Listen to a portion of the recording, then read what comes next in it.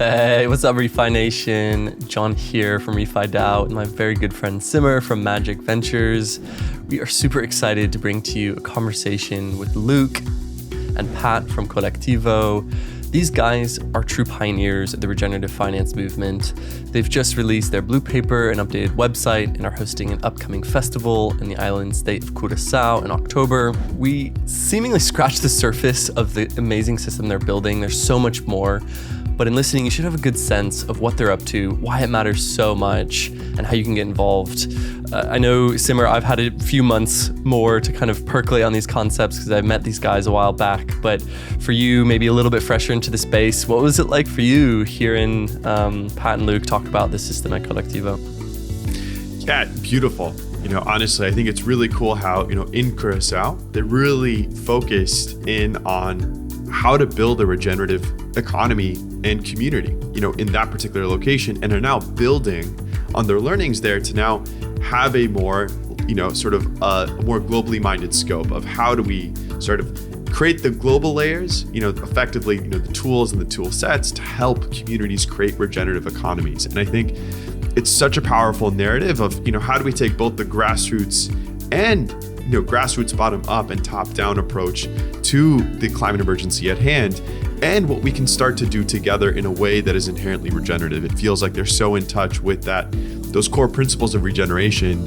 And so I'm really excited to see how, they continue to develop the festival, bring everybody on board. I think some of the pilot communities they can be launching with, I think it's going to be a really powerful model to see how it grows and develops as a way for communities around the world to begin to engage and regenerate locally, all the different layers that need to happen given how extractive our economies have been so far.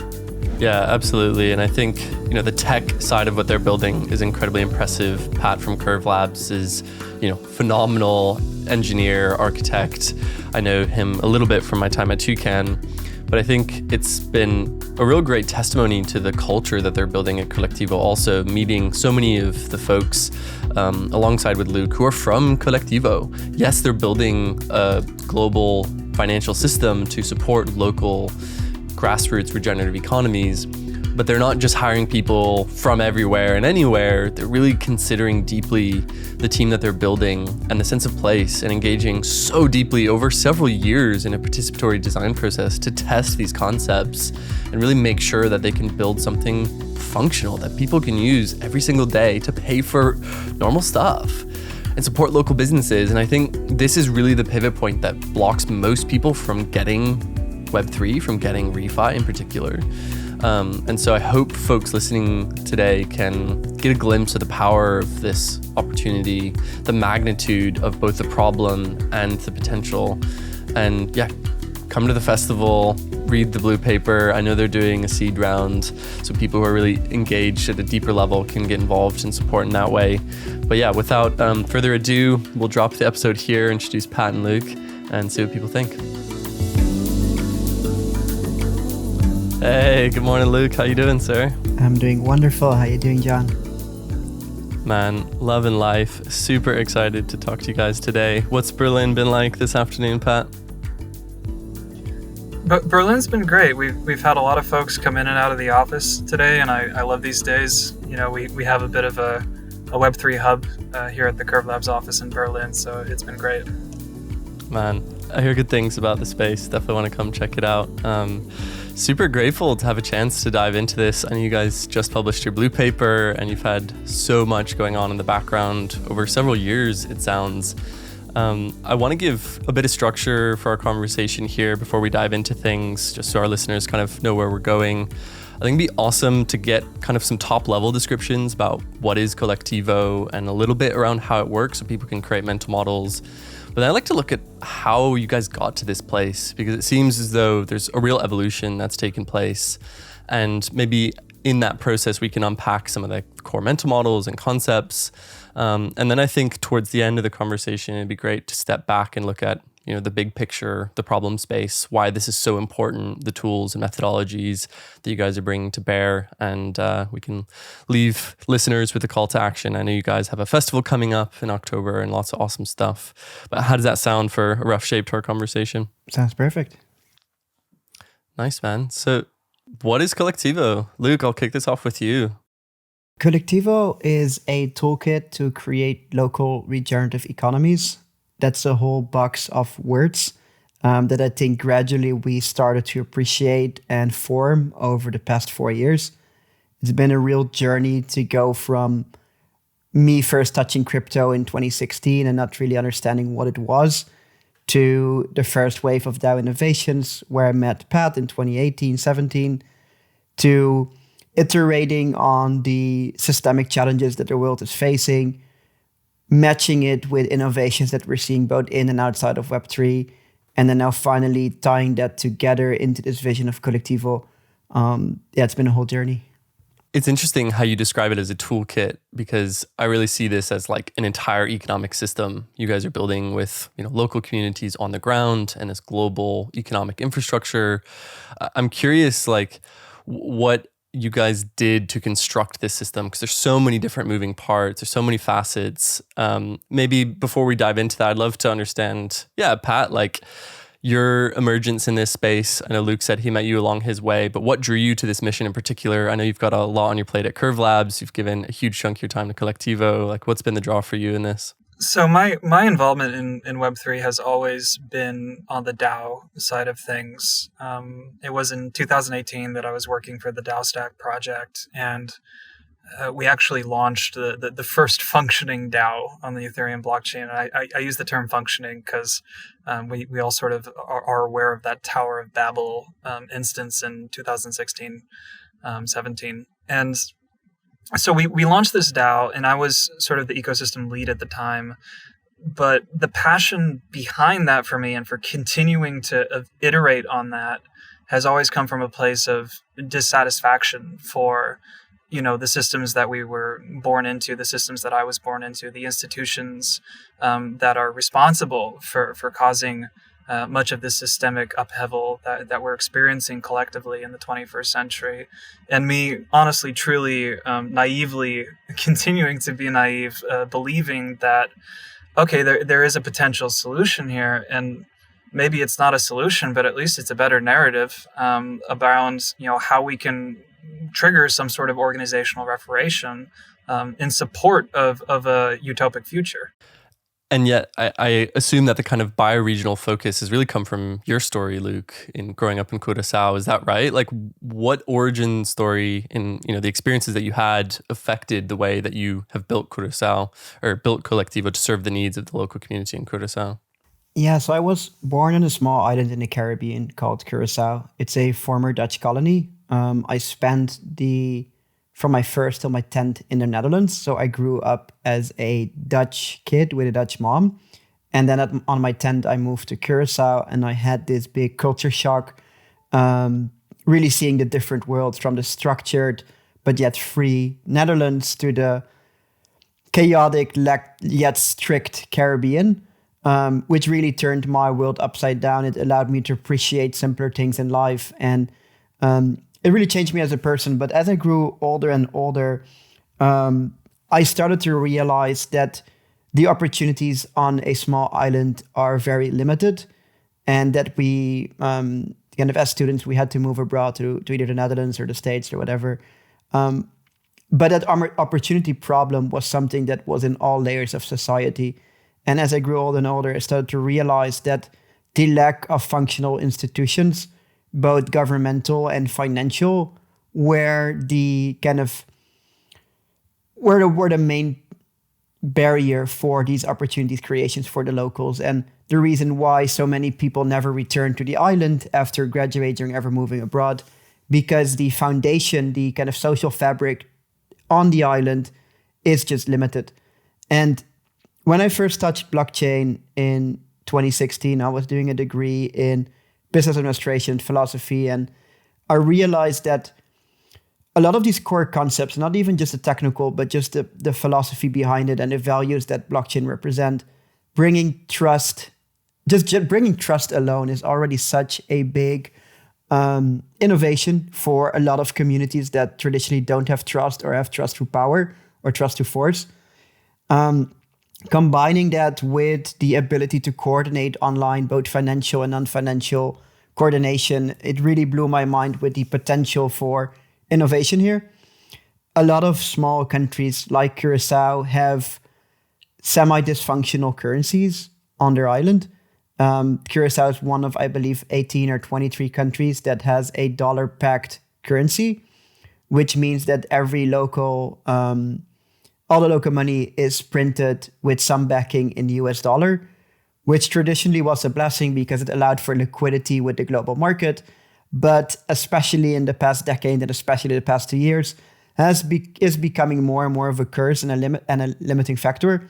When COVID came around, this was we were already running for 2 years the CuraDAO experiment in Curaçao, what started in 2018 as a grants giving DAO.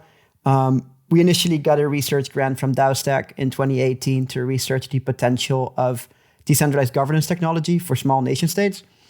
Here we realized that there's about 50% of the social budget on these islands is gone because of bureaucracy, but also because of nepotism.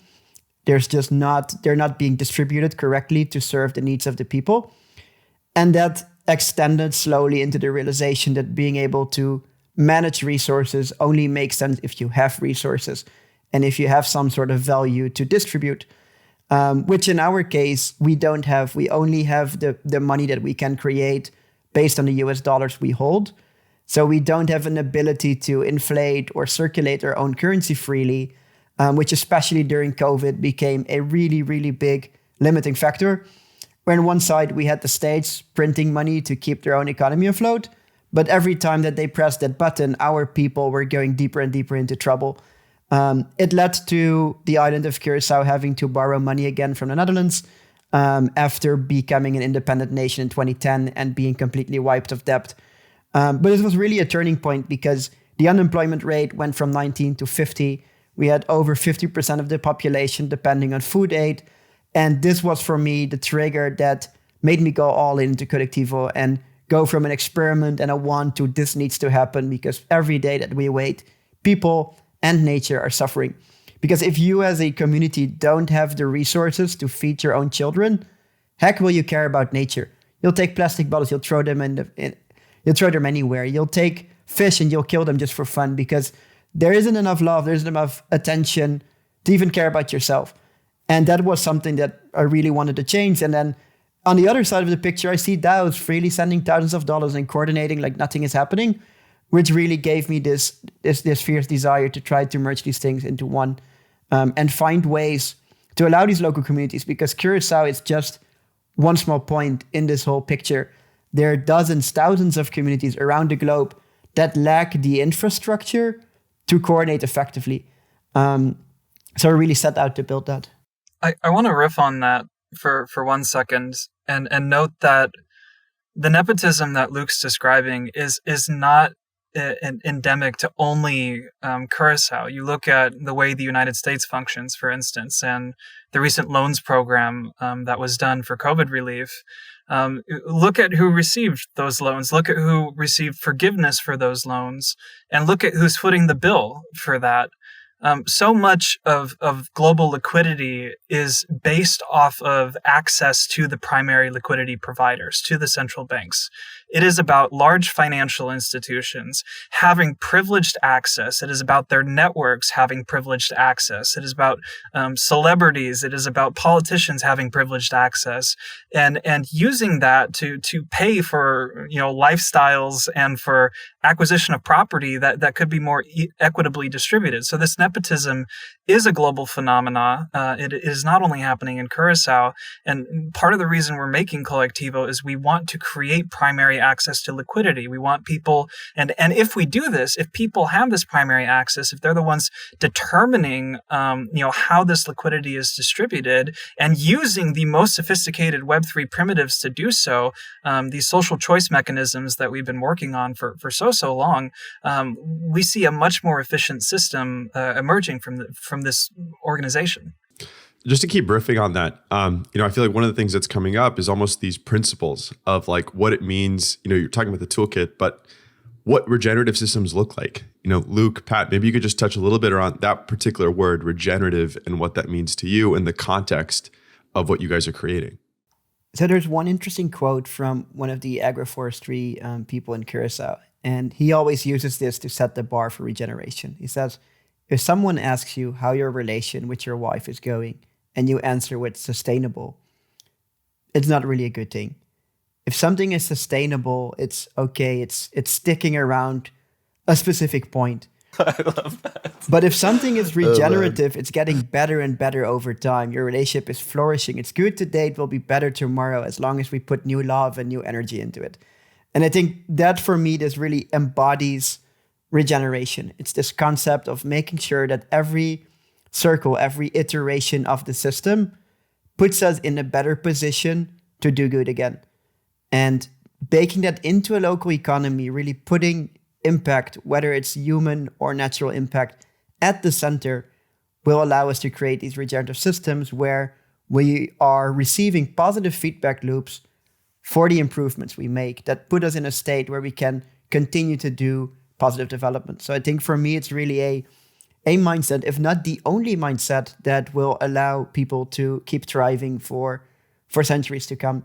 And maybe to add to that, I think that it kind of goes hand in hand with a lot of values that, again, Web3 represents. I think inclusion is a critical one here.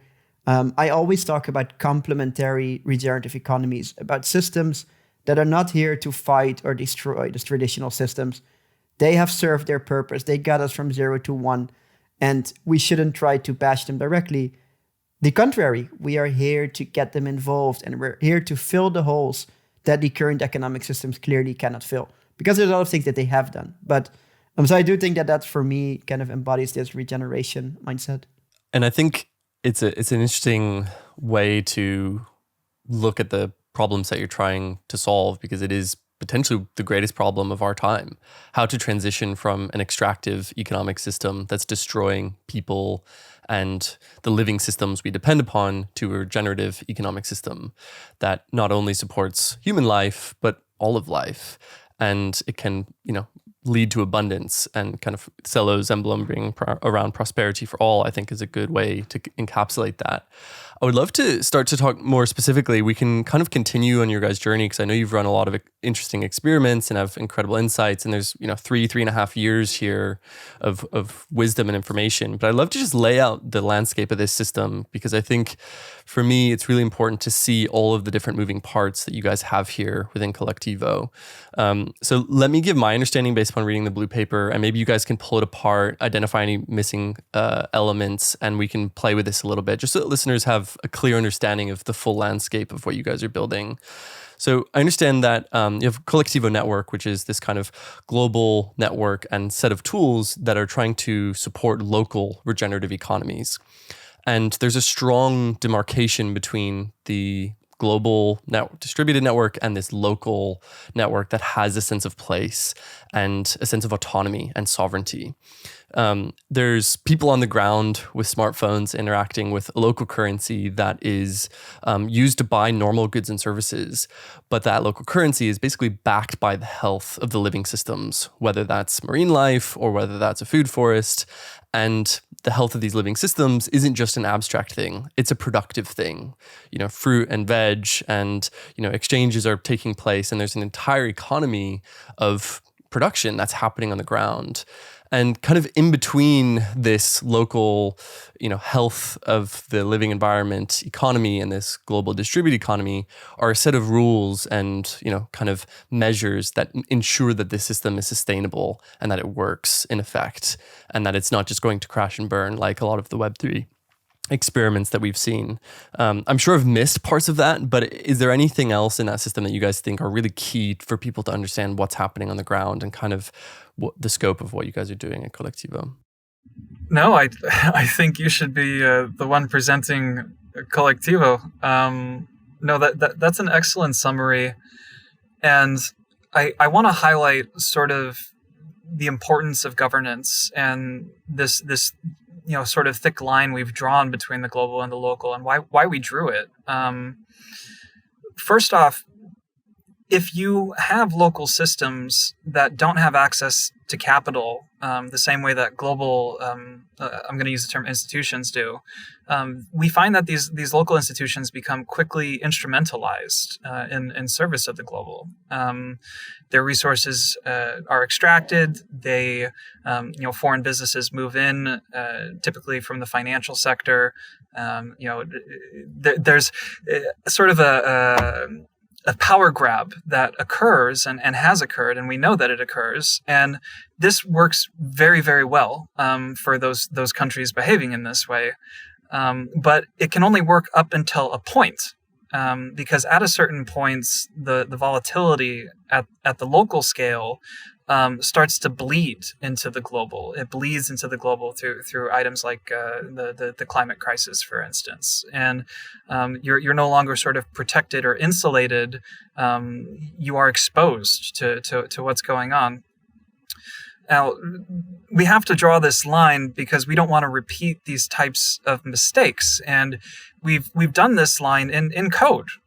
We took the no longer Gnosis safe, just safe. We took the Zodiac modules there, and we've really hacked on them to build a control surface, a governance control surface, where the people with who are supposed to have the authority at a certain level of localness or globalness have the correct authority and in the right place. And these are lessons that have been around for a very long time. These are design principles that have been articulated by Ostrom, or articulated by Danila Meadows. So these are not new ideas. This idea of subsidiarity and embedding agency, embedding autonomy in the most local place possible, and that's really what we've tried to do, in fashioning the Kolektivo network. And I think it's interesting, this like bottom up architecture that you guys have gone through. There's so many implementations of it in your system that I think are fascinating.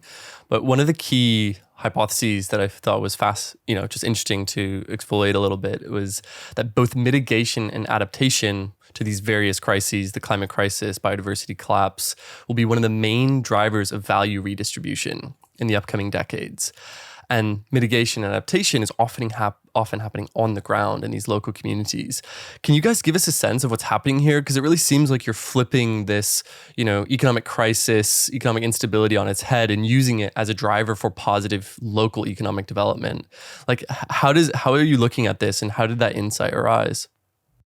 I think we just took a look at the research that exists. We took a look, first and foremost, we took a look at reality, right? Reality is 2 degrees warmer. That's it. Game over. Potentially more.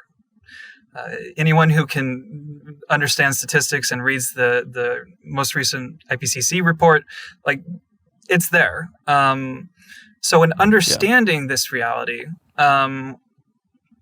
adaptation becomes inevitable. Adaptation becomes necessary. It becomes something that every community is going to need.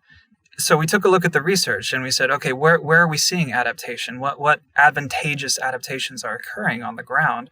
And we looked specifically at Will Reddick's work in Kenya, where he introduced a community currency. And this is some of the best research that can be produced, because it showed that you have more money, you have more trade flowing through the community, you have green initiatives being brought forward and executed by the community and not by Western nonprofits. You have more jobs for women. All of these incredible things happen once you introduce a community currency that have to happen in order to adapt to the conditions that are occurring on the ground. So I don't think this thesis of this is where value is going to come from is far-fetched, because this is the reality that we're living in now and going to live through over the course of the remainder of our lives.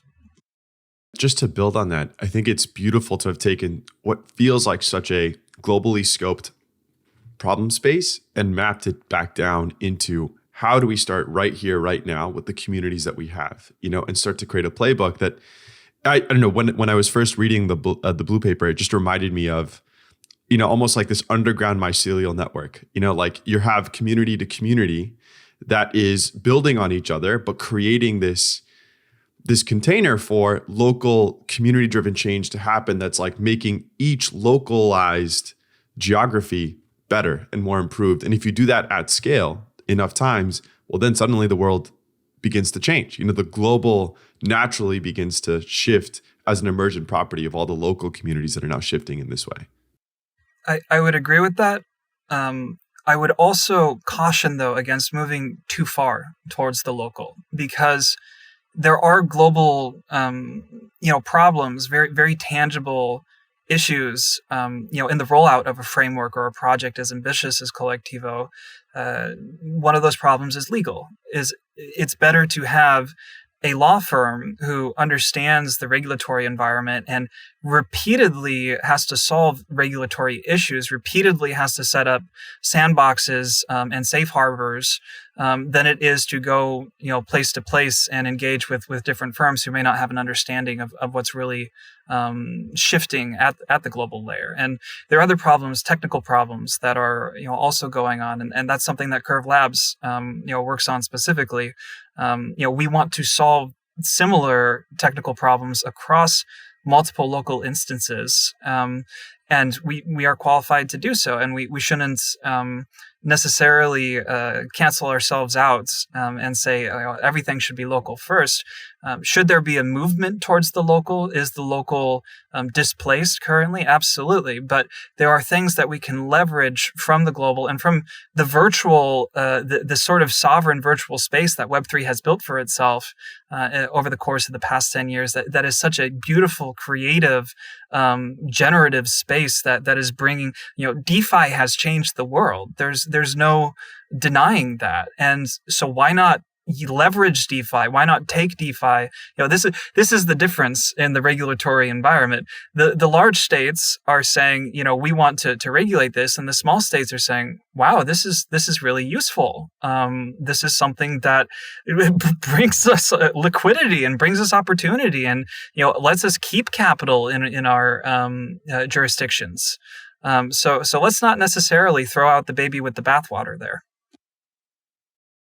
Totally. And what you guys are doing at a local level wouldn't have been possible without these incredible financial tools that Web3 at a global level has provided. I wanted to touch on the kind of capturing of value around climate adaptation on the ground, because it seems as though there's several different layers, but there's this key primitive, which I know is coming from Astro Protocol, which is the GeoNFT, which is basically, I understand, creating a kind of digital twin of a said geographic area. Can you guys unpack this a little bit and help us understand how value is captured there, the different ways that value is distributed, and what are the real use cases for creating a GeoNFT, and what kind of revenue streams are we going to be looking at for these local communities, and what will be built on top of this? There's a really brilliant paper, written by Bruno Latour, where most people subscribe to this guns, germs, and steel theory. They say that colonialism was the product of these three things, and this is why Europe succeeded. And Latour wrote this very short paper where he said, actually, it's because the Europeans made maps, and nobody else did. They had maps of the world. They were able to create the nation state as a protocol, and they were able to agree on what territories mean and what the lines between territories mean, and they were able to strategize and coordinate. It was all coordination. Now, when you say to me, what can a GeoNFT do? Truthfully, I don't know. But what it is it is us bringing these topological data structures on chain. It is us saying, okay, for this area, for this territory, we're going to have this data store of ecological data, and we're going to source that data from devices on the ground, from participatory inputs, so basically humans, and when and where appropriate, remote sensing. And this is how offsets are produced today, mind you. Like this is the MRV process. So in the production of any natural capital asset or ecological asset, you have to have a data-rich environment to make that the case. What we would like to do is we would like to bring all of that data into a map We would like to bring it into a map that has these clear demarcations, so we can more effectively strategize around it, and we can more effectively see the monetary flows between various GeoNFTs and various areas, and be able to distribute liquidity effectively to those areas where degradation of the ecological state is occurring. And we're witnessing that. If you have extremely healthy zones that are at maximal production, that are very, very valuable, how can you support zones of lesser health? How can you build those connections, and how can you model those interdependencies effectively unless you have a map? And that's where we're trying to go with the GeoNFT. Super cool, man. I'd love to get a sketch in terms of what's actually happening on the ground. I know you guys have had several experiments. You've made traction with dozens of people. I think on the Kolektivo.cw website, which is like the local portal. I think I saw like 150 plus engage with different food forest and reef restoration projects. Do you have any stories in particular, Luuk, that are coming to mind of businesses that have been created, lives that have been changed, or just a general kind of sense of regeneration actually happening on the ground? Yeah, 100%. That's my favorite part. Maybe starting with the food forest systems and why they are so critical in this first pilot in Curaçao. Like I mentioned, during COVID, over 50% of the country was dependent on food aid because it's a small island. Every single thing that's not produced locally needs to be imported. This does two things. One, it makes it just really hard to get food to the island first, but it makes it even harder to bring healthy food to the island. And it has led to, for example, a simple apple costing $3 on Curaçao, where the average salary is about $1,000 a month. So you can imagine that the amount of nutritious food that locals eat, it's very much cereals, yogurt, rice. That's kind of what they take in. So for a specific natural asset to focus on in this community, it had to produce some form of fruits and vegetables to feed the local needs. And this is something that we didn't have to start already 6 years ago. We had a group of Brazilian agroforestry experts. So agroforestry is a concept where you combine different types of trees and vegetables that complement each other into a system that also regenerates the soil, captures water. It's essentially a system that's way more future-proof than a monoculture system.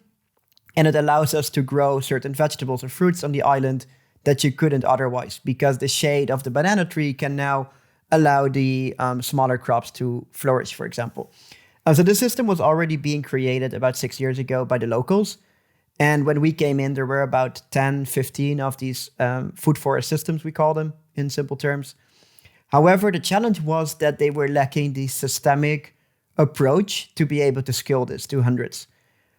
So we came in starting 2020 with this individual, Roland van Reenen, who also spent 2 research trips in Kenya with Will, actually, and has also helped establish food forests there. But we've worked together with Roland van Reenen and more recently Cindy from our own team to establish a methodology that would allow the local community to scale up the creation of these food forests. Well, during that same period, also working on the systems to measure and report and verify the impact of those forests, both in terms of the carbon and biodiversity, but also looking at how can we optimize the output for the real world economy while doing this. And there's so many success stories. I think the biggest one is creating jobs for people that would otherwise not have the opportunity to do a fulfilling job. If you are lower educated on the island of Curaçao, best case, you end up working in tourism and you have to work 8 hours a day doing things that you don't enjoy doing that much for other rich people. Now, here you can do something that allows you to be a creator. You can plant something, 3 months later, you can harvest it, or 2 months, and later you can even cook it and eat it with your family. So there's one specific individual called Clarvin. He created this thing called Kanuku Kitchen. He has his own food forest. He harvests the fruits and vegetables, and every week he goes to the city center and he makes the most kick-ass food ever and then sells it locally for a good price. And he's able to live from this.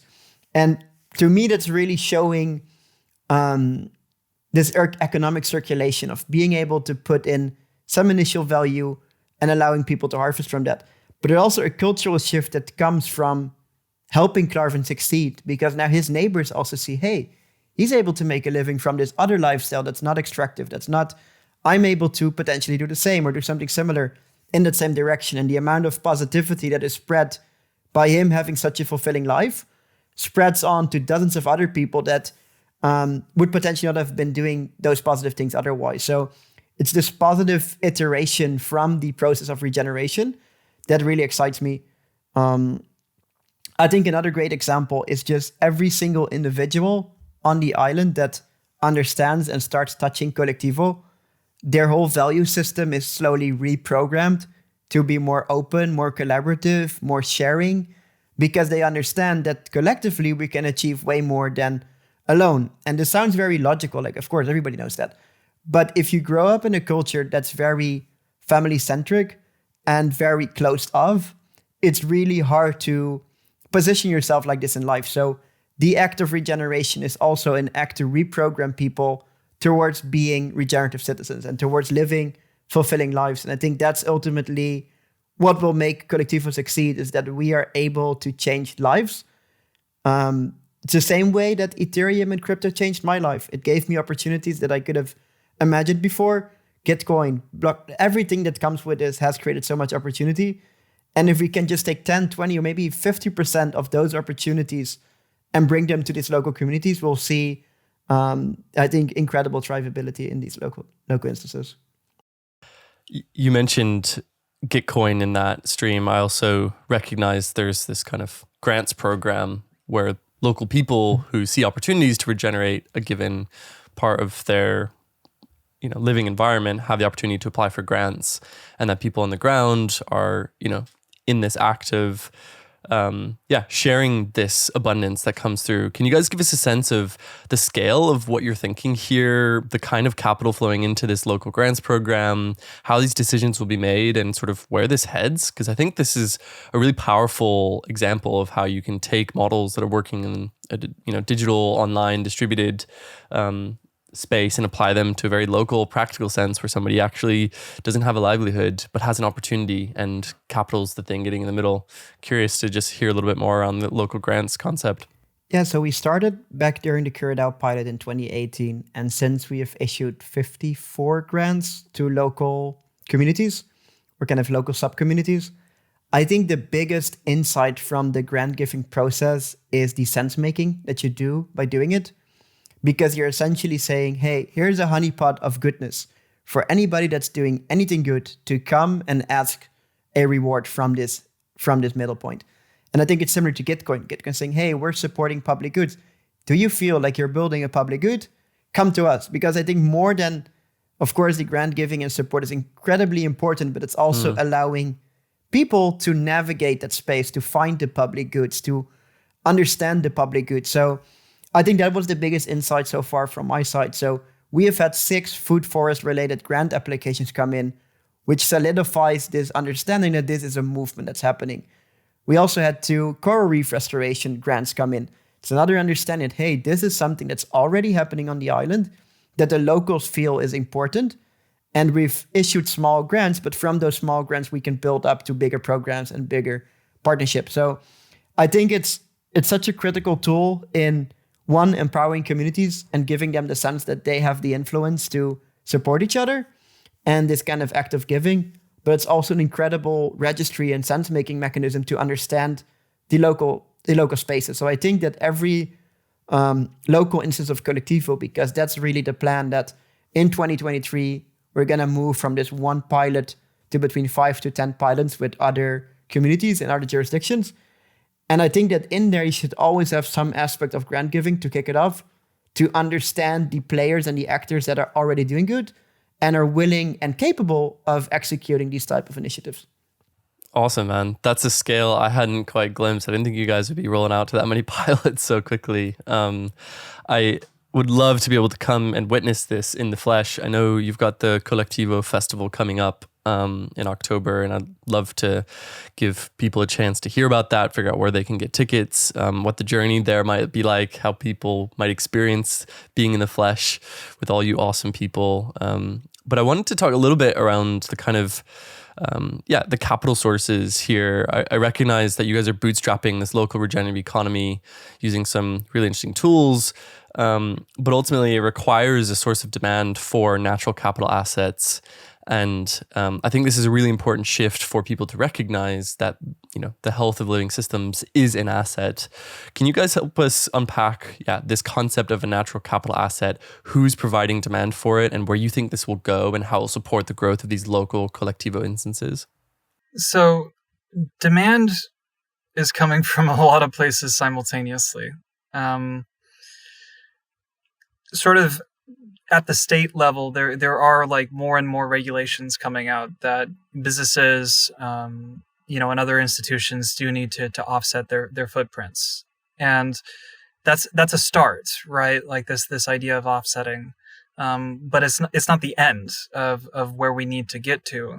Carbon is one of many sort of forms of natural capital that can be created, and kind of our hypothesis over time is that demand is going to not only increase from the legacy sectors, if you will, but it's going to become more and more endogenous to the Web3 space. It's going to be, again, evoking this imagery of a map.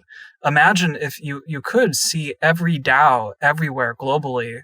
You could have transparency and access to their data. You could see the direct relationships between capital and ecosystemic health. And that's a very powerful image. And that actually creates a competitive dynamic where, there are various staking models and other types of mechanism design that can support this type of mapping of liquidity to people and planet. And that to me is the end game. That to me is, let's break down, these relative silos of this registry, that registry. This group is responsible for printing this sort of asset, and say, listen, governance is ubiquitous. Governance can emerge from anywhere, and governance is ultimately what determines the quality of a natural capital asset, how this asset is produced and what it signifies. And what it signifies is just the underlying material reality of what's actually occurring. And if you have that data, once again, if you know that this is what's happening, then you have no recourse. And I think demand is just going to increase over time. I'm very, very bullish on this side of the sector, if you will. Final thought here is, if your story, I don't know if you've ever read Narrative Economics. It's a wonderful book. It's written by a gentleman named Schiller. I think history, it's very ironic, right? Schiller. Yeah, bro. But he talks about the stories of Bitcoin and gold and Litecoin and silver, and sort of the reoccurring narratives of economics that occur throughout history. And we have a really powerful narrative here that is more than a narrative, because we can see the changes in the underlying material reality. Would you rather buy Dogecoin, or would you rather buy a regenerative food forest token that because you have this privileged access to the data and what is actually going on the ground, and you have an institution on the ground that has legitimized this data, that you having this token has created this thing, that this food forest is made manifest because of you. I think most people would say, listen, I don't want Dogecoin. I want this. I want proof. I want my money to mean something. So there is a narrative here that I think is going to catch on like wildfire. And maybe for me to add kind of concretely, you have also groups that have made incredible commitments towards natural assets. You already mentioned Cello John early on. I think one of the kind of turning points in our project was Cello saying, hey, we want at least 40% of our treasury to be backed by natural assets. That alone is already $100 million kind of market right there, under current market value, but this could even potentially grow towards multiple magnitudes. So you could really see that more and more projects, and I think this is just a start, are recognizing natural assets as a valuable and critical asset and are gravitating towards this becoming part of their socioeconomic fabric and saying this is what we want. We don't want oil or gold backing our country or our digital nation. We want it to be backed by real world development, by positive change. I would agree with Pat that we are now seeing two types of expansion in its market. One, we are seeing an increase in demand of the existing natural asset products. And in the same time, we're also discovering new types of credits and new types of ways to value natural assets. So I feel that this market, we're really just scratching the surface right now. Yeah, I wanna say there is a competition between layer ones, right? Why does a layer one exist? Like, what purpose does it serve?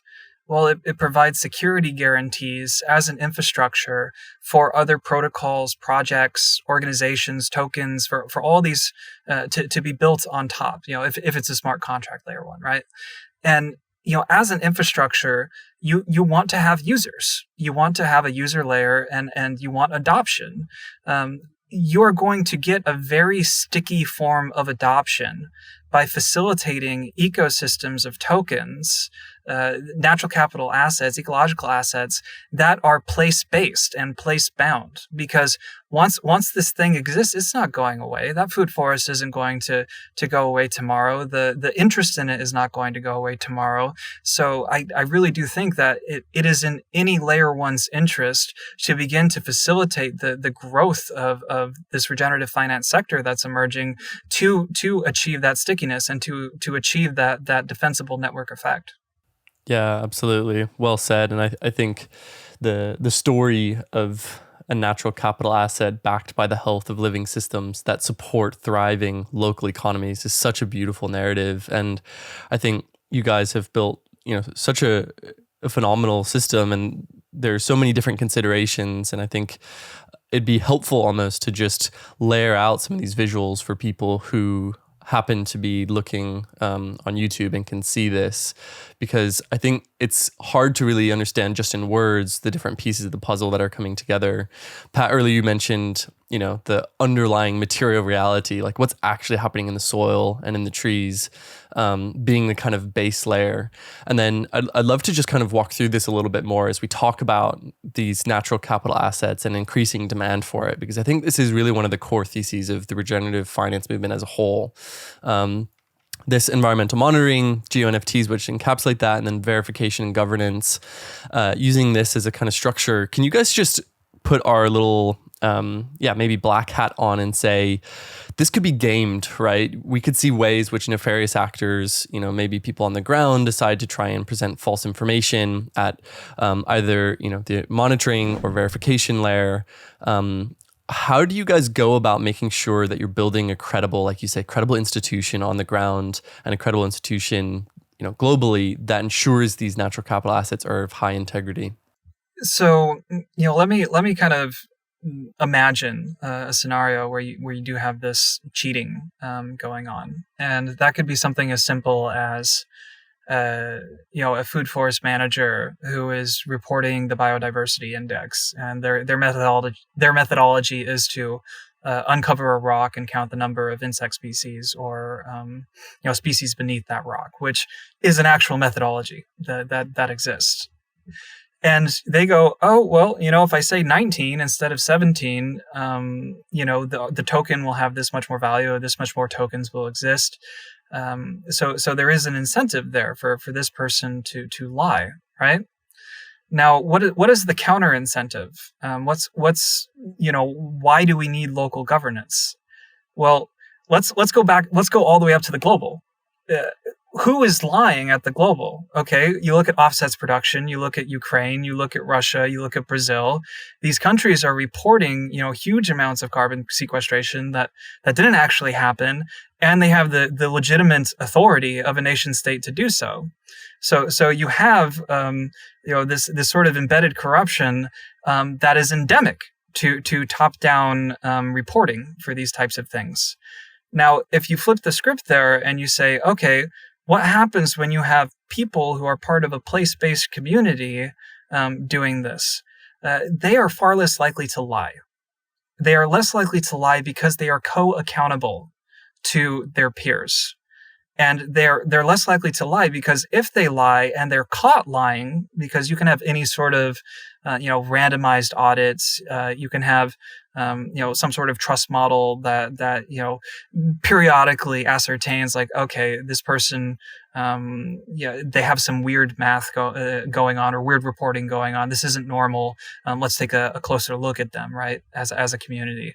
So they are co-accountable to their community. Well, the very real punishment, and I don't mean that in sort of like a parental way. I just mean that in terms of the game theoretic way. The very real punishment this person experiences is, one, exclusion from the local economy. And that's real. Imagine if they have community currency, they want to be able to spend and use it. They might not be welcome in that community anymore. Merchants that are using that community currency might not want to take their community currency anymore. They have exclusion from this privileged position that they occupied as a food forest manager in that community. And they got to deal with these people the rest of their lives because those are their neighbors.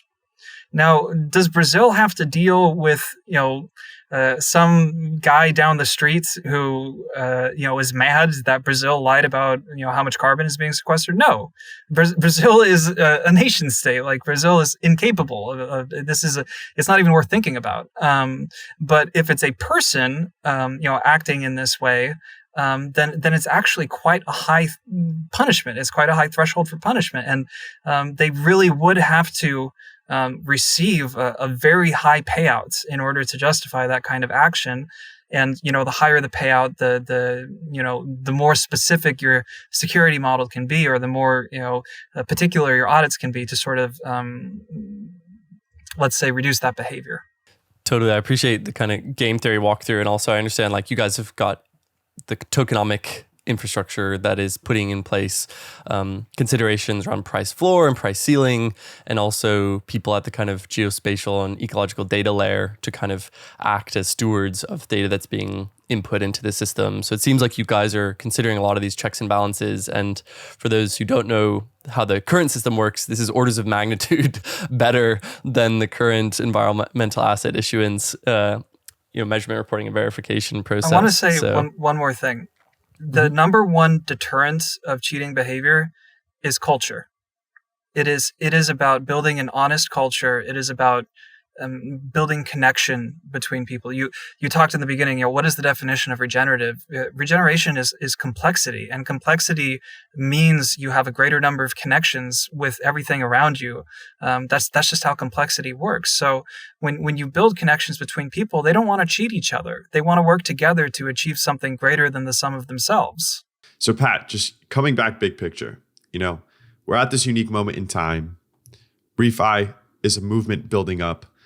What are the things that you are seeing, that are coming into alignment around, for Refi and then also for Kolektivo, and also just what are the best and what are the most helpful ways to support the movement as it's unfolding right now?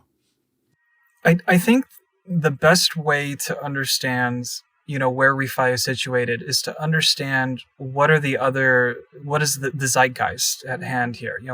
What is sort of the mimetic topology that we live in today. And I kind of create this naive axis between, you have technological solutionism, on one end. You have folks like Elon Musk saying, we're going to go to Mars, we're going to do this, we're going to do that, who really truly believe that man is master of the earth, and we can out-engineer, we can geoengineer even our way out of any sort of crisis or the crisis that is at hand even. On the far right side, I would say you have the opposite. You have your very lo-fi folks. You have your folks saying that you have your doomer communities. You have your collapsologists who are sort of saying, listen, like, we don't think energy is going to exist. We don't think human systems can continue to survive. There is a great filter, and guess what? The filter is here. So you better get prepping. And that I don't find that to be a very hopeful or meaningful narrative. And I think in some respects I like it even less than the technologists.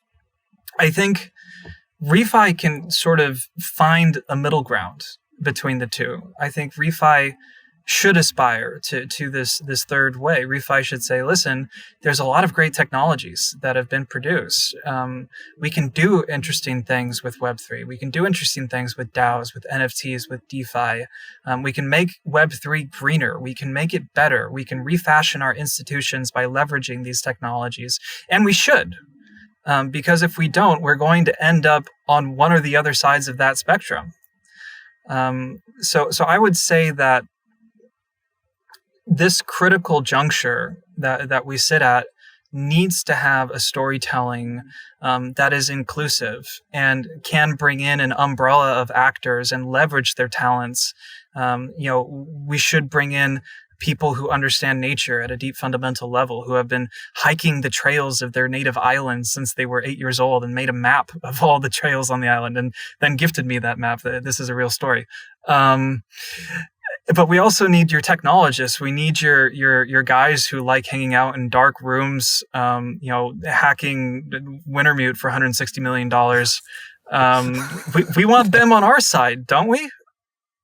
So this is something Refi can do. Refi can build that narrative, it can build that umbrella, and it can move forward with that umbrella, and it has to, because I don't see any other feasible way. Well said. I love it. And I feel like you guys are a great duo to make this happen. For people listening who resonate with this call to action, to use the tools of technology we have to really value nature and people as they should be valued and as we need them to be valued to survive, how can people get involved in what you're doing? I'll leave it with you, Luuk. Take your time and just share what are the actions people can take to get involved with Kolektivo. So the first big thing, we don't have a Discord.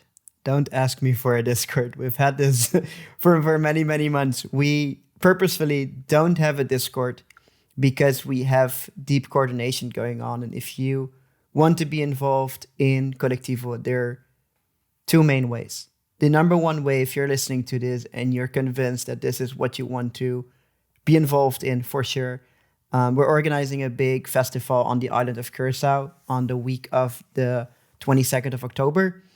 Building up to the festival, we're going to have almost like a Refi retreat. We'll have about 50 to 100 people that we can facilitate with a journey that starts on the Tuesday with a group dive and group snorkel. We'll be working on methodologies for coral reef and natural asset. The next day on the Wednesday, we'll be doing a tour through multiple food forests, and we'll talk with the people that have been doing it. We'll look at the methodologies. We'll look at the fruits and vegetables that have been harvested, and we'll end with a nice dinner near the beach where you can enjoy and kind of tie it all together. The next day, we'll have an open room for workshops and facilitation where we can all share our stories and learn together. Friday, the day before the festival, we're going to open or do a soft opening of our co-creation space in Curaçao in the city center, and a nice Caribbean happy hour with live music and nice drinks. And then on the Saturday, the main day, we'll have this festival, which will have two stages. One stage will be completely covered by Refi conversations, but we'll also have piloting of the Kolektivo wallet. You'll be able to buy fruits and food and drinks with the wallet. You'll be able to have conversations with that kind of 50 to 100 Refi experts and a couple hundred locals. So there's a lot happening. If you feel that you want to taste all of it, come to the island. It's a wonderful paradise. Amazing beaches. If you can't make it for any reason, however, if you're going to Colombia, you have no excuse to not come. It's a 1.5 hour flight from Colombia. You could wait 2 days in Colombia after DEF CON, come over. If you're into Cosmos, you can either go to Cosmos afterwards. We have direct flights from and to Bogota and from and to Medellin, so no excuses. If for any reason you can't make it, digital is the way to reach us. We just went live with our blue paper on kolektivo.network. You can also find it on kolektivo.co. Here you'll find all the information of our latest blogs. You'll find the blue paper. You'll also be able to find more information about our upcoming seed round, as we are now working to bootstrap this network even more and working to scale this up to 12 full communities next year, to then hopefully be able to tie all those learnings together in the coming 2 years to be able to create a generalized framework for regenerative economies, because that's ultimately what we're working towards. Kolektivo in Curaçao is just the first pilot. Next year, we'll learn even more. We'll learn how these modules work together, but also how they can behave standalone. What does just a community currency mean for a community? What does just natural assets mean for a community? And even more important, what does the full spectrum of the Kolektivo network mean to communities? So if you're interested in supporting that, or if you're already running a local community currency or a local regeneration group, do reach out to us, because we are picking up pace. We've been prepping for this moment for the past 3 years. So now really is the right moment to get involved. Man, thank you guys. This is so exciting. I feel like this is the moment I've been waiting for in Refi, to really see the power of these Web3 coordination tools, empowering local communities on the ground to do the most important work of our time. It's been an honor, you guys. I loved reading the blue paper. I've really enjoyed the videos. The new website is awesome. The local impact portal is great. And I just gotta beg my wife to let me fly across the world to come to this event, man. It sounds absolutely incredible. Thank you both for your time. Really appreciate it. Hopefully we can check in 3-6 months, see how things are evolving. But I recognize you've given a lot of your day today, and can't wait to see what people listening think of the amazing work you guys are doing. Yeah. Thank you both, seriously, for all the work that you've done here. It's beautiful to see how it's all coming together. Thank you, guys. Right back at you too. Your work is incredible. Thanks so much.